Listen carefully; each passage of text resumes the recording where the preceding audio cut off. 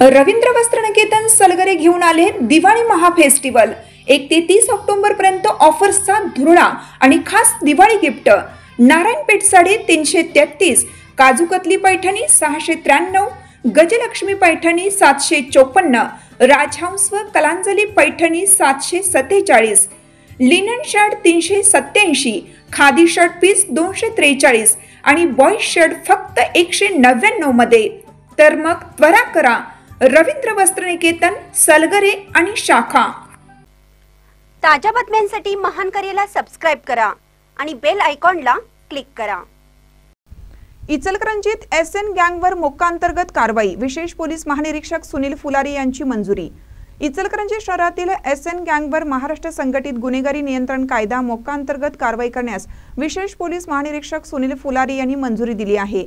या गँगवर खुनाचा प्रयत्न, जबरी चोरी, खंडणी वसुली, प्राणघातक शस्त्र बाळगणे, सार्वजनिक ठिकाणी मारामारी, बंदी आदेशाचा भंग अशा स्वरूपाचे 17 दखलपात्र, 1 अदखलपात्र असे 18 गुन्हे दाखल आहेत। या गँगचा म्होरक्या सलमान राजू नदाफ वय 25 राहणार परीट गल्ली गावभाग असून त्याच्यासह अविनाश पडियार, अरसलान सय्यद, यश भिसे, रोहित आसाल आणि अनिकेत पवार यांचा समावेश आहे। कोल्हापूर जिल्हा पोलीस अधीक्षक योगेश कुमार यांच्या मार्गदर्शनाखाली अपर पोलीस अधीक्षक गडिंग्लज विभाग अण्णासाहेब जाधव आणि उपविभागीय पोलीस अधिकारी विक्रांत गायकवाड यांनी संघटित गुन्हेगारीच्या उच्चाटनासाठी मोक्का कारवाईचा प्रस्ताव तयार करण्याचे निर्देश दिले होते। पोलीस निरीक्षक महेश चव्हाण यांनी सादर केलेला प्रस्ताव स्थानिक गुन्हे शाखेचे निरीक्षक रवींद्र कळमकर यांनी तपासून पुढे पाठवला।